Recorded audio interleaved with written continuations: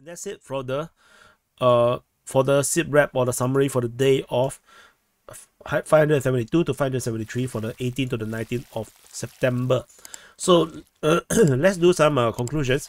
The most significant, I would say there's a few things that is very significant. The first one was the rumor of the return of the WAGNER forces. So Remlin reported this, that the WAGNER fighters are now returning to command and coordinate the fighting for the Russian side over at KLISHCHIIVKA, because KLISHCHIIVKA has been this entire front line here is actually the worst performing right now over in the entire Russian defense line. And no wonder also, because like I mentioned multiple times, the Russians are never meant to come to this area here. This area is very, very hard to defend, and the Ukrainian forces exploited it. So this is also why I say that the WAGNER, this could be the reason why the WAGNER PMC have so much problems with the Russian military, because the Russian military never wanted them to travel this far out. So holding this entire Bakhmut front line is actually very vulnerable for the Russian forces. And yeah, the WAGNER's coming back. We shall see whether this actually makes a difference, or whether we can actually corroborate this information at all, that the WAGNER is actually back, and then whether this will lead to a reversal.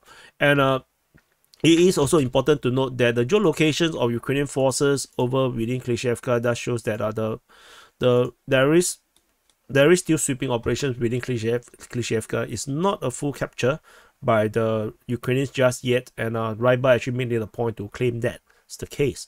But we do have reinforcement of Ukrainian forces in the western part of KLISHCHIIVKA, south of Andriivka, so we are probably going to expect more operations from the Ukrainian side.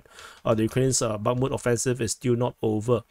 Another important thing to note is the end of the Novomaiorske operation. There is no more reports of any fighting in this area here on the eastern side of the Velika Novosibirsk sector. The Ukrainian forces have given up trying to capture these two positions. They have basically been reported or rumored to be redrawing from the northwest of Novomaiorske. As I mentioned during the SITREP, this area here, we have a lot of geolocation of Ukrainian forces in this area here that shows that they got shelled or drone strike by the Russian forces all over this area here. So the Ukrainian forces doing this withdrawal does make sense, because if they cannot break through into Novomaiorske, then holding this position is just a suicide mission. So this is one massive success for the Russian side. It's quite amazing to see this is the case. And the situation here over at the Staromaiorske-Uruzhane region doesn't seem much better for the Ukrainians. The geolocation of Ukrainian forces convoy moving down this tree line and then totally got destroyed by anti-tank or anti-tank guided missile or artillery, shows that the Ukrainians don't even have a firm control over on this buffer zone. It is a buffer zone, it is an effective buffer zone, but they do not have effective control over the buffer zone.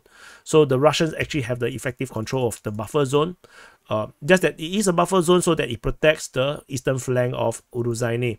So this is important to note. And we also have some fighting at Staromaiorske and Prione that doesn't change the front line, with reinforcement on the western part of Staromaiorske. Does suggest that the Ukrainians are taking some losses, perhaps, that requires the reinforcement. But further reinforcement over to moving towards the Orikhiv sector, where Robotine and Verbove is continues. We have a massive convoy at Dnipro that was spotted. Over 3,000 soldiers. There is also another force of another battalion that is actually positioned at Veselyanka. And so this could also help out to make sure that this front line over at the Kayamsky sector does not fall. However, over in the Orikhiv sector, everything got stuck. The Ukrainian forces are unable to break through the southern outskirts of Robotine. Despite previously I thought that holding these two entrenchments would actually help them, but it did not. Pretty much they actually tried to hold this position, and And basically, while they are trying to secure and hold this position, making themselves comfortable, the Russians gave them a lot of presents. So all this shelling and the geolocation of this shelling is just hard to watch. Can't imagine to be a soldier to be deployed to that southern outskirts of Robotine. The Ukrainians are continue to try. They are currently stuck at this western outskirt of Verbove. The Russians are holding very effective line along this forest. We have geolocation of Ukrainians trying to storm the line. So far, it shows that the Ukrainians have not captured this front line just yet, and this prompts the Ukrainians to actually swing outwards. And this is actually what they're currently doing. They are trying to storm southward from this because they cannot break this line. This line is too strong at this moment. They are heading in other directions, and there is geolocation to show exactly just that of Ukrainian forces storming the trench line that is around here. So, but it was not successful because the Russians seem to have very good coordination with their artillery to actually make sure that they can't break through. And the Ukrainians are sending more reinforcement. The 1st Jaeger sends more reinforcement to this area here on the western part of Verbove. And there's also reinforcement being sent to the northeastern part of Novomaiorske. And so the situation continues like this. The attack seems to have been bogged down at this moment. We do have information of Abrams entering Ukraine. I wonder if Ukraine will actually jump the gun and actually deploy the Abrams in support of the offensive. What is interesting is that we haven't really seen much more of the Leopard tanks being used in offensive operation. There's no geolocation of them. The only footage I see them was them driving a Leopard tank on the highway, and that's it. So that's something interesting to note. And furthermore, we have this viral video which I also published on the DPA War channel of the drone strike at Kryvyi Rih Air Base.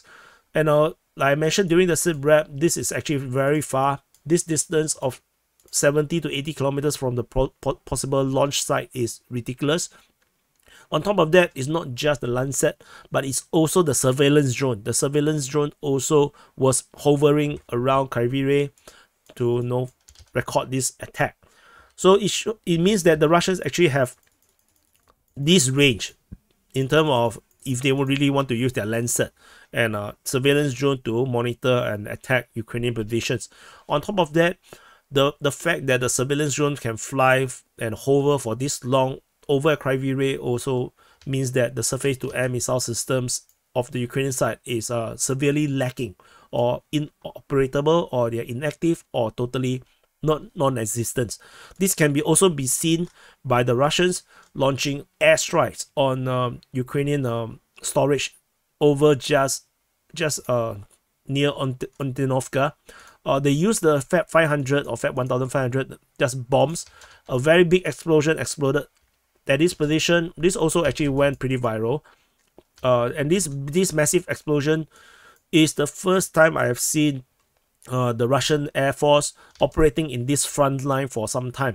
Previously, there was some S-300s and some surface-to-air missile system being deployed over in the Kherson and Mykolaiv region, and this actually prohibited the Russians from deploying their Air Force to help out in the defense, particularly over at Dachi.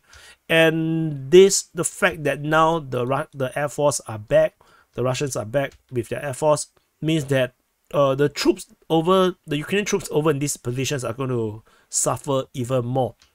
And we also have the flamethrower system being deployed in this region, in the Kherson region, as they use it to shell the Ukrainian forces in the southern part of the Antonovsky railway bridge, opposite of Pridniprovsk. So I'm not sure if there's still any more Ukrainian troops surviving this area here. Definitely everyone around this area are now all dead with this strike here. So this is actually very depressing. But Ukrainians are not giving up. They have landing north of Stepny. So this Stepny and the Ukrainian forces continue to land forces to establish observation posts on the shorelines. And this is already in the southern part of Kherson. So this is actually pretty significant. And the Ukrainians also continue to land troops over on the Kozaksky island. This is the Kozachi island, sorry, Kozachi, same. So they continue to land troops, and actually they are now considered to have a strong foothold in the northern part of this island. The entire operation over here is, the aim is actually to capture the Kakhovka Dam. So they have not captured the Kakhovka Dam. To capture it, they have to capture the entire city of Nova Kakhovka. So of course, it's not going to happen anytime soon, because you need a lot of troops to actually capture a city. So we do have a big concentration of manpower over at Definitive Breed. We haven't heard of this name for some time, and they actually have light armor vehicles that allows them to operate in the muddy season. So probably this is just holding force. I doubt they have the capability to send them across the river. They're probably here as a standby reserve force to prevent any Russian attacks. So if any Russians dare to cross the river during the muddy season, they can actually operate and actually deal with it. This is actually a tactic that was proposed by Rommel in the defense of Normandy. He wanted the tanks to concentrate in one region so that they can be deployed quickly depending on where the Allied forces land. And yeah, it is a good tactic. Of course, Hitler decided to spread them out. Yeah. So Hitler do Hitler things, and of course we have another Ukrainian vessels trying to land on the Crimean beaches, and this is a continuation of the Ukrainian Black Sea operations that is always operated in combined operations. They send missile strikes.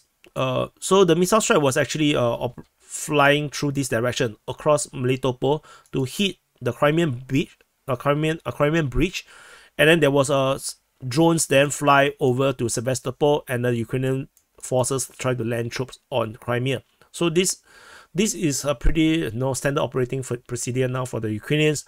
The Russians actually took out this Shadow Storm missiles over Melitopol, and the drones also did not manage to reach the airbase. They got shot down and also intercepted by electronic warfare, and then these vessels got hit by airstrikes. So the Ukrainians will try again, I'm quite sure. And that's it for the conclusion or summary of the day of 572 to 573. If you want to access the full SITREP, which I go into a lot of details, do consider becoming a Patreon member, Coffee member, Boosty, or Locals. As long as you're a paying member, you'll get access to the SITREPs, and also you can also get this SITREP by becoming a YouTube member on the DPA main channel or the DPA War channel. So thank you for watching, and I'll see you in the next update.